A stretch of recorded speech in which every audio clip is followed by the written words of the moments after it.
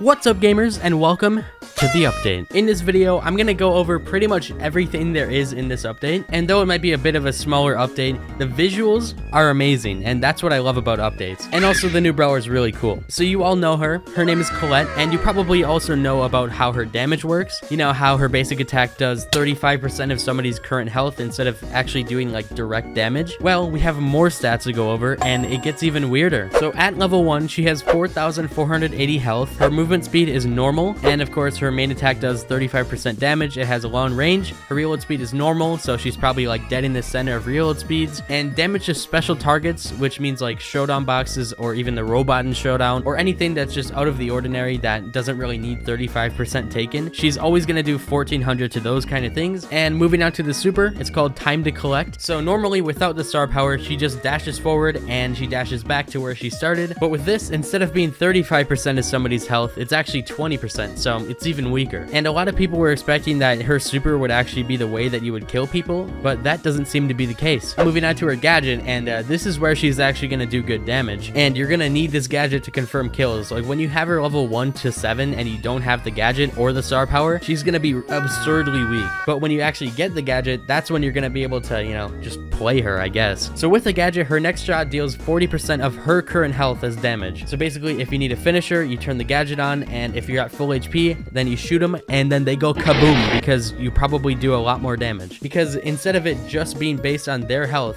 it's based on their health and yours. So yeah, she's really weird. But the gadget is definitely going to be a way to confirm kills. It's a really good idea to use that to actually finish people off, because if you use it when somebody's at full health, it's just going to get wasted. And for the star power, it's called push it, and at least I was expecting that this is what it would be. So you all saw in the Brawl Talk when she supered on somebody, it actually pushed them away, and this is what does that. So if you don't have the star power, then she probably just goes through them and then goes back and they don't get moved at all. There's all of her stats. She's extremely weird, and you're definitely gonna have to have that gadget. I don't even think it matters what the second gadget is. You're gonna need this one because it's the only way that you're gonna kill people. Oh, and there's one more thing that I found out. So everybody was wondering about what her minimum damage is, and it's actually 280, which is like nothing. But yeah, if somebody gets below 280 and you hit them one more time, they're gonna die. But that is like nothing. So being able to kill with this brawler is gonna be super hard, and if you run out of gadgets, then have fun. She's gonna be really weird in showdown. And then as I showed in the Brawl Talk, I'll show it a few more times. They have the brand new windscreen, which is a visual thing that I love. I love it when they add new visual things. It's always my favorite part of updates besides the actual content. I always love visual things, so good job Supercell. You made a really epic windscreen, and it's definitely Nub3 approved. So now we're gonna go into all the skins and everything that has to do with them. I'm gonna try to fly through a lot of things because otherwise this video will be like 30 minutes long with the balance changes part. All right, so the first skin being Trixie Colette, and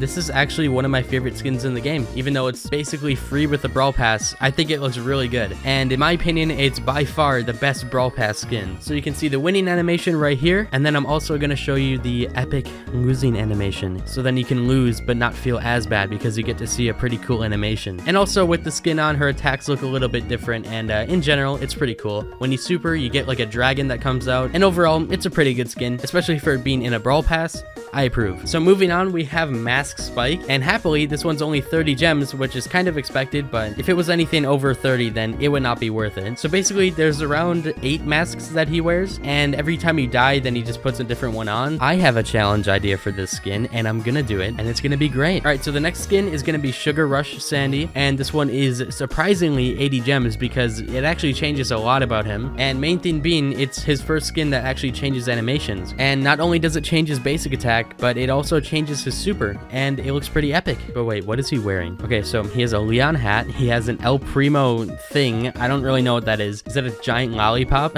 He has a Brawl Stars shirt on, and is that Colette shoes? It's either Colette shoes or Mortis shoes, I'm not really sure, but he's got pink shoes on, and he also has a Gucci watch, so that's kind of nice. So the main attack to me looks a lot like cotton candy. I don't know if anybody else can see that, but I'm gonna call it cotton candy. And now that I think of it, it might be a cotton candy El Primo, but it looks too solid for that, so I'm calling it a lollipop. But the super is actually where things get interesting, because instead of it being like brown, it's actually blue, and there's a lot of cotton candy. I'm calling it cotton candy, okay? It's either cotton candy or popcorn, but it it looks fluffy, so I'm calling it cotton candy, okay? I don't want any comments about this. But yeah, to me, the animations look really good, and recently the skins have just been amazing in the last few updates, so keep it up because these are all Nupstery approved. And then next we have El Atomico, which is actually a star point skin for 10,000 star points, and there isn't much to say about this skin, except for the fact that Cashews is definitely gonna approve. But if you look a little bit closely, he has a green smoke trail that goes around behind him, and his footsteps actually leave a little puddle of like toxic ooze. I'm not really sure what that is, but it looks pretty cool. The only thing I'm a little bit sad about is that when you have the star power, his flames aren't green. We'll forget about that. It's okay. We don't have to talk about it. But even when you're just standing there, he has some gas that comes out of him, so pretty good skin. And then we have Poco Star, which is also in the Brawl Pass, and this one is definitely gonna be Seamus approved. Sadly though, it doesn't actually change his attacks or his super, but that could be subject to change. I'm not sure though. They don't really say anything, but maybe there's a chance that in-game it's actually different, and maybe instead of music notes, it's stars in his attacks. I really don't have any information on that, but if they do add that to his attack, that would be epic. Either way though, the skin looks really good, but there isn't much else to show, so let's move on to the next one. I can't believe I'm saying this, and please forgive me, okay? But this M skin actually looks kind of good. So we're gonna dive into this a little bit because there's a lot of things on this skin. So we're gonna go top down. She has a tick hat, she has Carl earrings, she has Piper's dress, and then she has an 8-bit like purse, and then the spray paint that she usually uses is now Scrappy, and she also has a Poco thing on the other side. I don't really know what that is, but it's just a Poco head because she's obsessed. She also has spike socks. I'm not sure whose shoes those are, but we're gonna assume it's somebody's because she has something for everyone. I'm gonna be honest, the skin itself isn't really why I like it. The animations are actually really good, but if you want the specifics, I like the super a lot. The main attack is really good. Again, it looks like clouds of cotton candy. There's also balloons that follow it, which is really cool, and there's like stars that come out and some confetti. It's pretty nice. But when she activates her super, she blows like 7 balloons around her. There's particles everywhere, and anything that gets hit has like confetti all around it, and in general it looks really good. So if you're looking for a skin for this brawler, then this is definitely the one to get. And I forgot to mention, but she's actually 150 gems, which makes sense because they added a lot to her animations. And then for the final skin, we have Lunar Sprout, which again is 150 gems. And as you can see, he's a floaty boy. He's just vibing in the air, kind of bouncing around. He's just enjoying life, dude. And then his sticker is, you know, a little bit different. Extra noses pounces on you. Ooh, you're so warm. Once again, the main thing that I like about this skin is actually the attacks. And again, mainly the super. The attacks look really cool. Originally, I thought it was cheese, but it seems to be like pieces of the moon instead. I mean, I would have preferred cheese, but the moon is still cool. I'm not really sure what it turns into after it kind of breaks, but it looks like some kind of weapon. Sprout is carrying a murder weapon, guys. You need to watch out. But like I mentioned, the main thing that I like is actually the super, because they made the walls look really cool. It's basically giant moon rocks, and some of them have satellites on them, and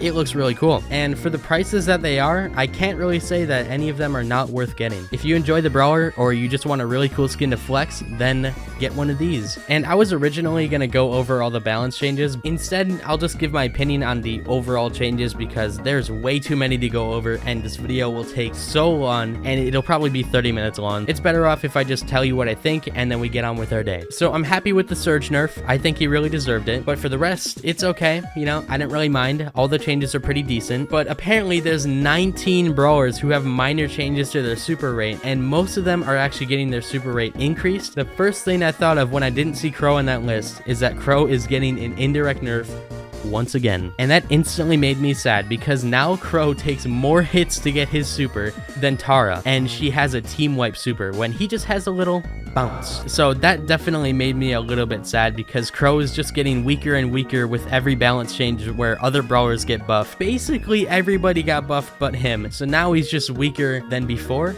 And yeah, my boy Crow, he just needs a super buff, dude. Does anybody else remember back in, I think, beta in Landscape, when Crow got his super really fast and he could just jump in and jump out and he was actually meta? Bro, we need that back. Let him take like 4 hits from 5 to get his super, or even knock it down to 3, bro. bro. I want to see a Crow meta, please. And getting the super won't actually make him too broken in Showdown, because the main thing that makes him broken in that mode is that he can just keep you poisoned. But if he jumps on you and you react accordingly, you can probably kill him. So if he can get his super faster, that would definitely help him in 3v3s, because then he can assassinate more people. And maybe once again, he can have that thing where he jumps in and jumps out, because that was the most fun meta I've ever played. And that was a while ago. That was probably over a year ago when Crow was actually meta, but it was a really fun meta. Anyways though, that's gonna do it for the video, and I hope you guys enjoyed this one. I know I'm not the best at making these kind of videos because I don't really prefer using facecam, and facecam is almost required for these kind of videos, but I hope I did a good job, and if I did, then tell me by leaving a like on the video. And if you happen to be new to my channel and you want to see the other content that I make, then subscribe, because it's free, and I'm gonna be honest here, you're just a gamer if you subscribe, so do it. Anyways, I hope you all enjoy the update, and I'll see you later. Have a good night, guys.